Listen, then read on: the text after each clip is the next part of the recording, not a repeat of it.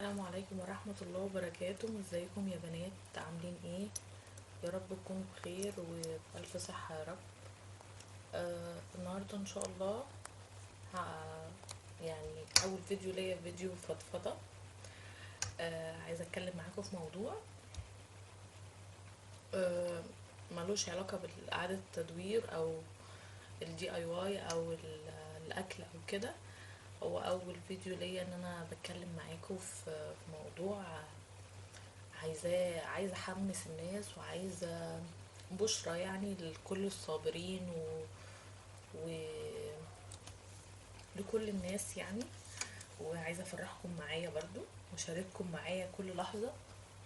الفيديو النهاردة عبارة عن عايزة اتكلم معاكم في فكرة آه في مجتمعنا يعني. انا طبعا انا في القاهرة. بس تقريبا في اي مجتمع كده يعني، غير طبعا المجتمعات الاوروبية او مش الشرقية اكتر يعني. اول ما البنت تتجوز يقولولك مثلا يعني البنت ما اتجوزتش انت ليه ما اتجوزتيش، البنت اتجوزت انت ليه ما خلفتيش. ما تخليش حد ابدا يتدخل في حياتك او خليكي تاخدي قرار انت مش عايزاه اصلا، انت مجرد ان انت بتاخديه عشان الناس عايزه يعني.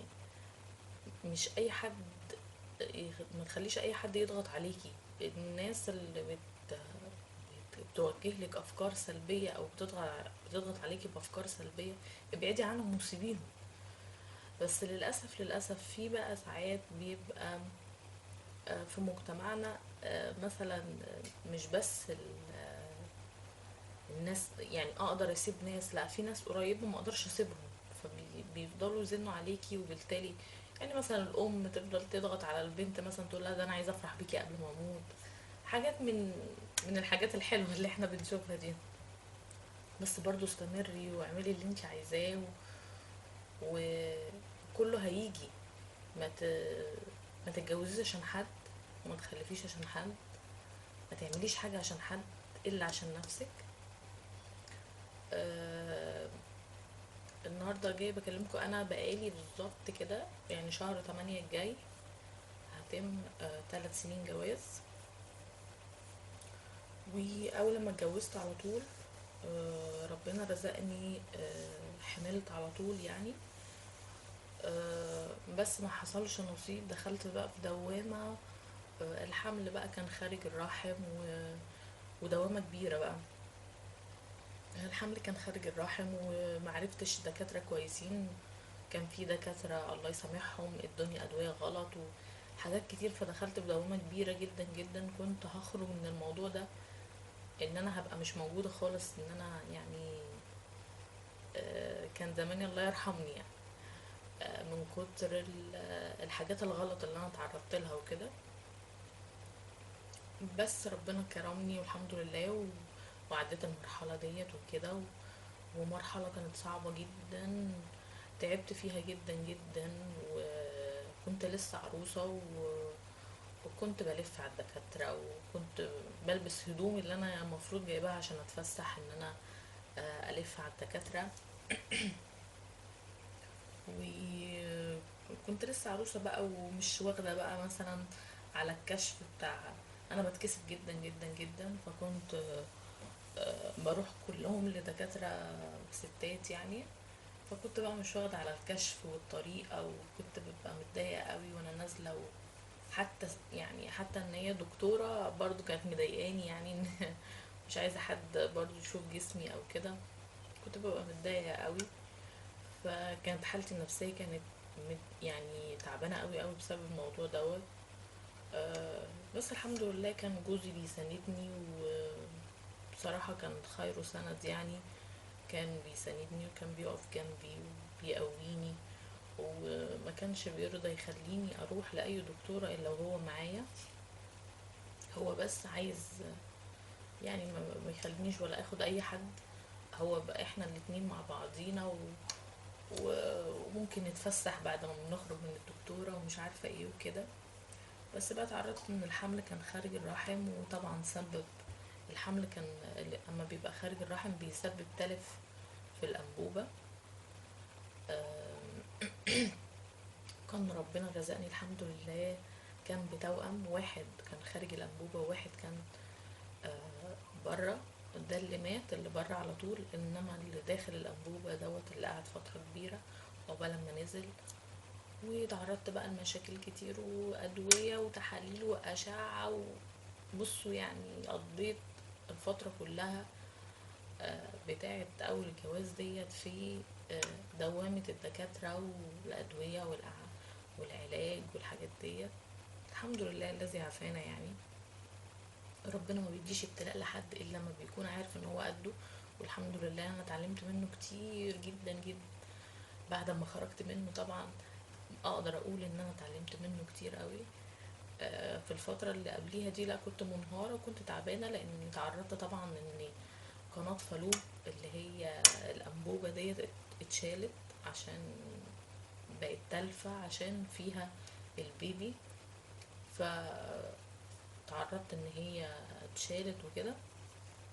فطبعا كان موضوع صعب وقعدت تعبانة فترة كبيرة وتعرضت لفتح بطن وكل ده في اول الجواز. فكان طبعا حاجة مؤثرة بالنسبة لي اني ادخل في الدوامة ديت و... وانا اصلا كنت في اول الجواز اصلا كنت معترض ان انا اخلف بسرعة. كنت عايزة ان انا اخد وقت ده كان مؤثر على نفسيتي زيادة ان انا جيت بقول انا زعلانة ان انا خلفت بسرعة وكده. ده طب فسح، طب الجامعة بتاعتي، طب طب حياتي، طب لسه شوية، طب بتاع. جه بعد كده الحمل خارج الرحم فحسيت ان ربنا بيعاقبني يعني ان انا قلت كده. بس طبعا لا يعني ربنا ما بيعاقبش حد. انا كنت بقولها بدون وعي يعني ما كنتش فاهمة. آه بس يعني ما تتمنيش حاجة انتي ما تعرفيش ايه اضرارها يعني. ف ولله الحمد اتعلمت طبعا يعني دايما تحمدي ربنا على قضاء الله وقدره يعني. الحمد لله على كل شيء. ف بعد كده بقى مريت بفترة. آه، كانت فترة بقى كانت الدكتورة بتقول يستحسن بعد الفترة ديت ان احنا منحملش على طول عشان ده غلط عليا وكده. فهو جه من عند ربنا ان الفترة ديت يعني ربنا اجلها من عنده يعني مش. بس كنت بروح للدكاترة وبتاع اشوف لا انت كله تمام وكل حاجة بس ايه الحمل ده بايد الله. قعدت فترة حوالي مثلا سنتين بعد الموضوع ده او سنة ونص. بعرف ايه السبب. لا كل ما تروحي للدكتور يقول تمام ومفيش حمل ومفيش حاجة بس انتي كويسة وتمام وخليها على الله يعني. ملكيش اي ادوية ملكيش اي حاجة. فكنت بحمد ربنا ان بيقولوا ان انا كويسة على الاقل يعني. الحمد لله ان مفيش اي اعاقة ليا ولا لجوزي ولا لاي حد. والحمد لله كله من عند الله. ربنا لسه ما انشي الاوان يعني. بس بقى في الفترة ديت بقى عايزة اكلمكم في موضوع اللي هو ايه تدخلات بقى الناس اللي هي مش ايجابية خالص، سلبية في الحياة. ما بتقفش معاكي ابدا يعني. الكلام معاهم الكلمة اللي هم بيعملوها بتضايقك بشكل غير طبيعي. تيجي مثلا انا عندي جامعة ولسه مخلصتش دراستي. تيجي مثلا يسيبوا كل الدعاء مثلا في ادعية كتير مثلا غير ان انا عندي جامعة مثلا غير ممكن تقولي ربنا ينجحك او غير ان ممكن تقولي ربنا يسعدك انت وجوزك. لا ربنا يعوض عليك طول الوقت ربنا يعوض عليك ربنا مفيش غير الدعوة دي. توقفت الحياة ما بقاش فيه غير الدعوة دي. ليه ليه بنوجع بعض او شايفين الناقص. انتوا شايفين ده اللي ناقص عندي بس انا مش شايفاه ناقص. بالعكس يعني انا شايفه ان احنا لسه ده لسه بدري. انا طالعه بتكلم في الفيديو دوت بس طبعا انا معاناتي قليله جدا بالنسبه للناس. قعدت سنتين في ناس 10 و7 وربنا ان شاء الله يرزق كل واحد يا رب. محدش ابدا ابدا يتحرم من النعمه ديت. بس انا طالعه بقول ان ما نوجعش حد. يعني مثلا ما نلاقيش بنوته ما اتجوزتش نقعد نقول لها كل ما نيجي مثلا نشوفها نقول لها ربنا يرزقك يا رب بزوج صالح ربنا يرزقك. في حاجات تانية كتير، او في دعوة بطريقة غير مباشرة. ربنا يفرح قلبك، ربنا يسعدك، ربنا ينولك اللي انت عايزاه. مش شرط الدعوة المباشرة. مش كل حاجة في الحياة انت شايفاها بالنسبة لها ناقصة هي بالنسبة لها عايزاها. ممكن تكونش عايزاها دلوقتي. فبلاش نوجع بعض، وبلاش نيجي على بعض. و... ويا ريت نفكر تفكير، نقف جنب الناس بتفكير ايجابي. وبرضو بلاش ايه اللي هو فكرة ايه، يا ستي ده انت كده احسن، انت عارفة ده انت ده البيبي لو جه ده انت هتتعبي، ده انت مش عارفة ايه. يا ستي ده والله ده انا بحسدك على الفراغ اللي انت فيه. لا، على فكرة هي مش في فراغ برضو. يعني انا مش مكنتش في فراغ، بالعكس اللي اتجوزت دي ما عندهاش فراغ. يعني جوزها ده برضو بقى لكنه زي البيبي بالظبط. آه ليها زوج وبيت وبيت اهلها وبيت جوزها، وليها واجبات، وليها لو بتعمل، لو بتدرس، لو بتشتغل. فكل واحد عنده آه يعني مش فاضي.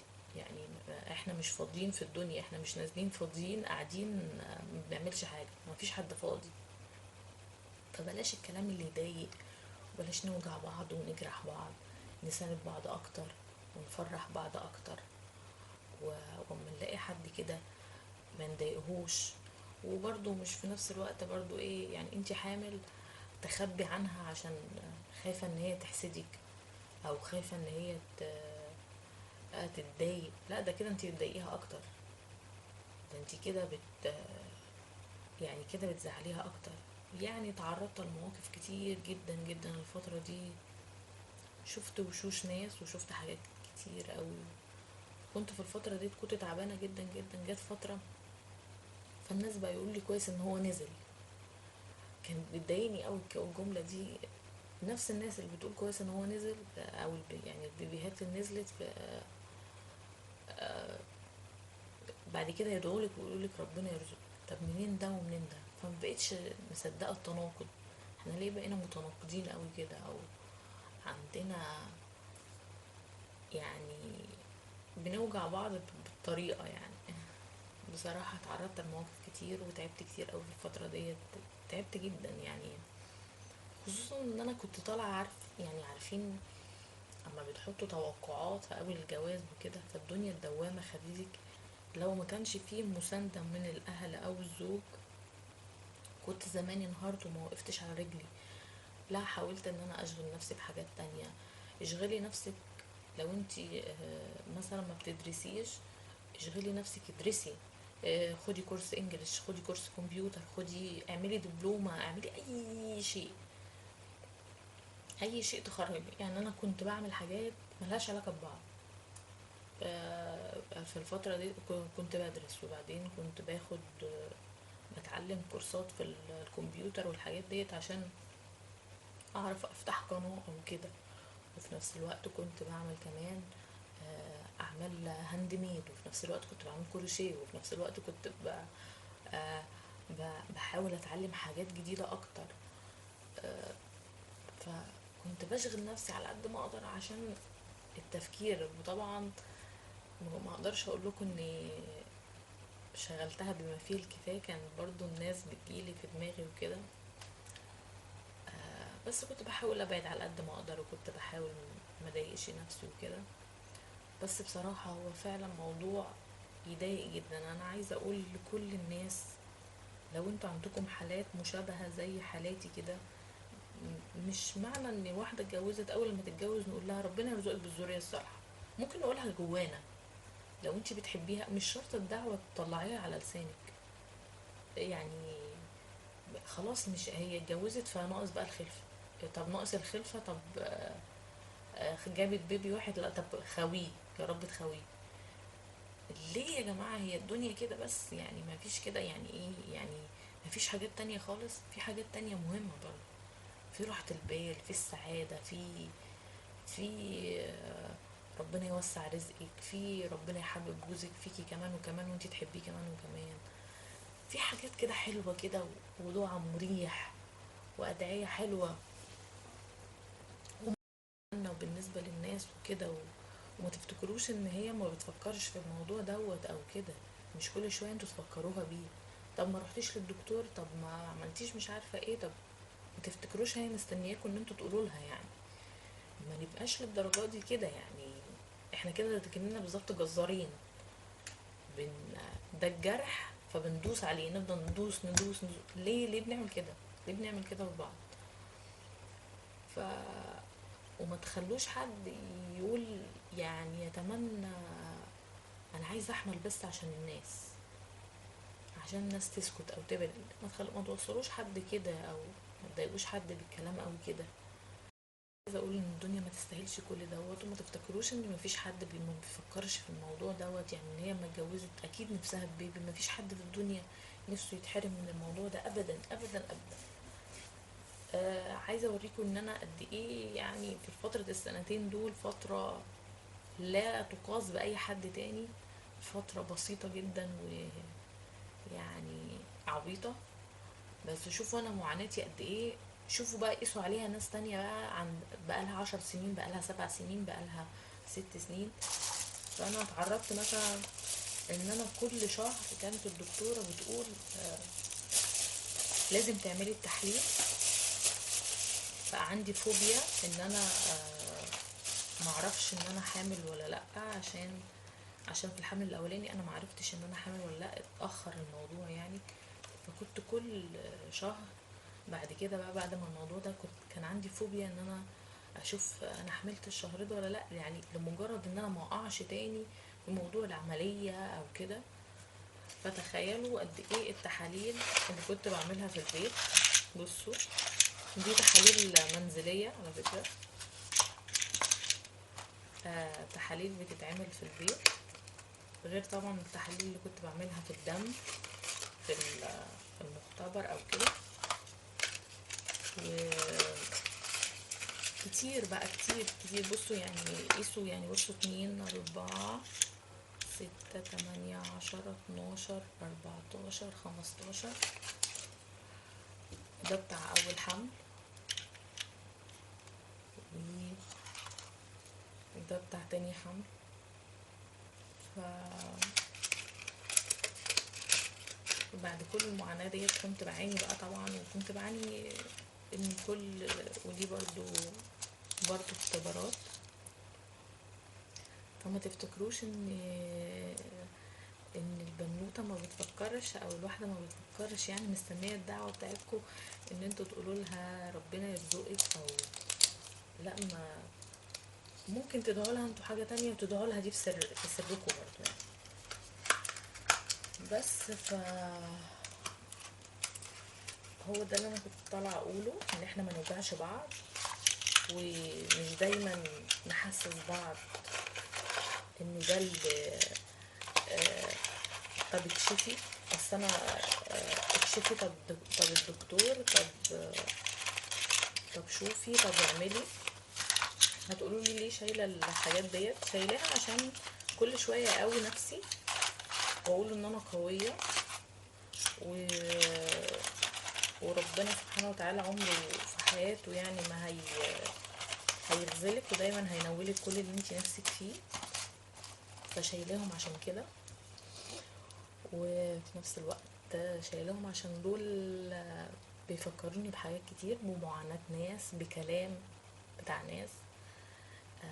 عايزة اقول للنفس ان انا قوية وتغلبت عليهم وقدرت وبقيت كويسة. وكمان بعد كل المعاناة ديت ربنا رزقني الحمد لله. ربنا رزقني وحملت، والحمل كنت دايما اما في المرحلة دي كنت بدعي ان ربنا يفاجئني كده، ان انا فجأة اصحى من النوم فجأة اكتشف ان انا حامل. وفعلا ده اللي حصل، والحمل كان ميسر ولله الحمد.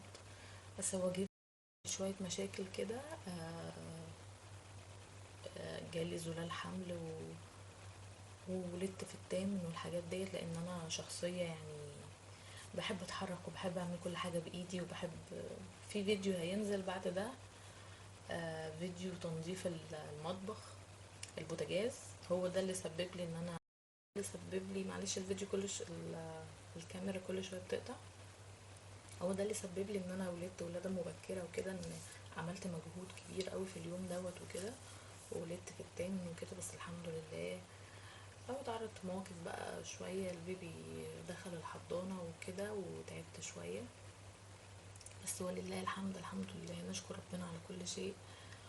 وبس انا حبيت ان انا اطلع معاكم بالفيديو ان كل واحد صبر واستحمل، وما تفتكروش ان ربنا هيسيب ابدا صبرك وتعبك، وحتى صبرك على الكلمة، صبرك على ان انتي بتصبري على حد قالك كلمة ضايقتك فانتي بتصبري عليه، مش هيسيبلك ابدا. وكنت عايزة اقول للناس اللي عندها حالات مشابهة زي دي، عندك اخت، عندك صاحبة، عندك، اقفي معاها على قد ما تقدري، لان هي بتبقى محتاجة قوي كل اللي حواليها جدا فوق ما تتخيلوا. شاركيها، خرجيها، قولها تعالي ننزل، تعالي خليكي معاها، اتكلمي معاها، الحاجات دي كلها. وبلاش نوجع بعض، وبلاش نشوف الناقص عند التاني ونقعد ندعي بيه، او يعني لدرجة ان احنا لكننا بنطلع لسان بعض للتاني يعني. لا، انه عن ناقصها، ما عندهاش بيبي ربنا ان شاء الله يا رب يبارك لك في جوزك. في حاجات كتير، في حاجات كتير قوي، مش شرط يعني، مش الدنيا دي بس هي اللي الحاجات دي بس هي اللي ناقصة. ما تعرفوش امتى ربنا بيوسع الارزاق وبيوزع الارزاق يعني. لسه رزقها ما جاش، لسه كل واحد بياخد ال24 قراب بتوعه، وربنا هيكرمها في حاجة تانية.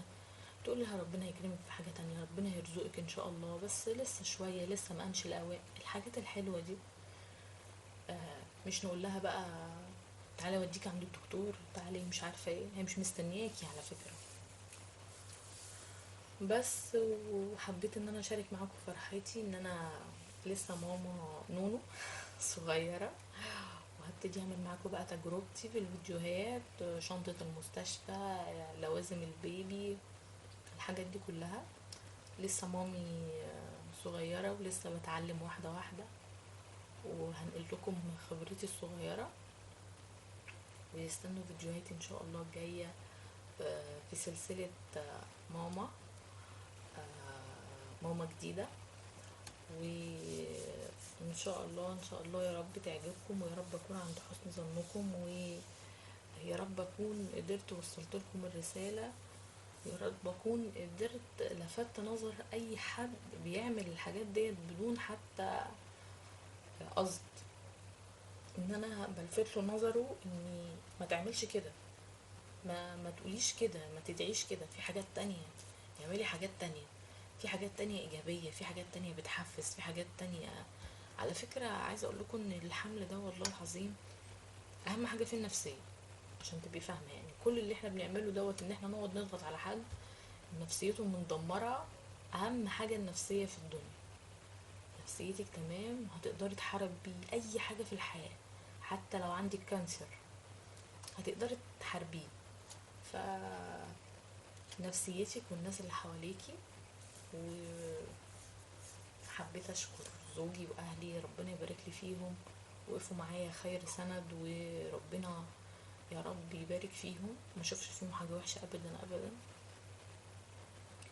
والزوج برضو مهم ان هو يقف مع مراته و... ويساندها ويقف معاها ويشد من أزرها. أه وبس. يا رب يكون الفيديو، معلش طولت عليكم شوية ورغيت، بس ده أول فيديو ليا، استحملوني. أشوفكم إن شاء الله في فيديوهات جديدة، متنسوش اللايك والشير والسبسكرايب والدعوة الحلوة. أشوفكم على خير إن شاء الله. السلام عليكم ورحمة الله وبركاته. معلش صوتي تعبان شوية، عشان لسه طالعة بقى من موضوع الولادة، والموضوع كنت زعلانة ان البيبي دخل الحضانة والحاجات ديت، وتعبت شوية وكده، سامحوني بقى على صوتي، معلش. يلا اشوفكم على خير.